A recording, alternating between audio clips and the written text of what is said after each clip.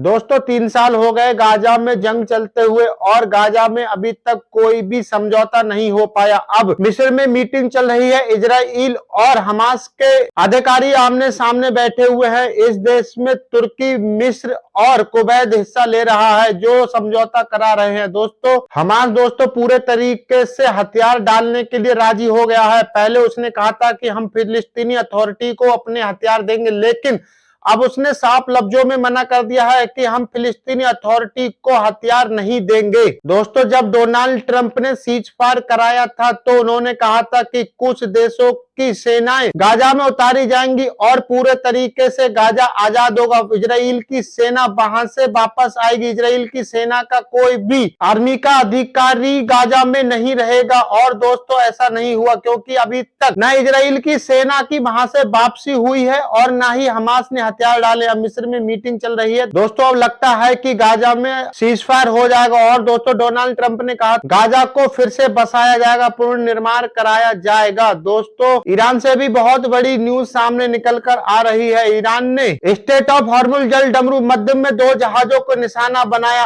अब Donald Trump पूरे तरीके से बौखला गए हैं और डोनाल्ड ट्रंप ने ईरान को चेतावनी देते हुए कहा है कि अब हम ईरान के पुल और पावर प्लांट को निशाना बनाएंगे। दोस्तों ईरान को चारों तरफ से घेरने की कोशिश की जा रही है, लेकिन ईरान की आईआरजीसी ने कहा कि स्टेट ऑफ हॉर्मुज जल डमरू मध्य में हमने जहाजों को चेतावनी दी थी, लेकिन जहाजों ने अपना रूट चेंज नहीं किया। जिस रूट पे हमने मना किया है उसी रूट पे जा रहे थे, तो हमने उनको 2 बार चेतावनी दी, लेकिन उन्होंने रूट नहीं चेंज किया, तो हमारे लड़ाकों ने उस पर हमले किए। दोस्तों अमेरिका के 3 फाइटर जेट लड़ाकू विमान ईरान ने मार गिराए हैं और ईरान की आईआरजीसी ने कहा कि हमने उनके जहाजों को मार गिराया है, लेकिन अमेरिका के अधिकारियों ने साफ मना कर दिया कि किसी भी तरीके से हमारा कोई भी लड़ाकू विमान अभी तक ईरान ने नहीं मारा है। ईरान झूठ बोल रहा है, लेकिन ईरान की आईआरजीसी ने सबूत दिखाते हुए मलबे में तब्दील अमेरिका के लड़ाकू विमानों को दिखाया है। दोस्तों आपको पता ही है कि सऊदी और यमन के हुतीस में भी जंग चालू है। अब यमन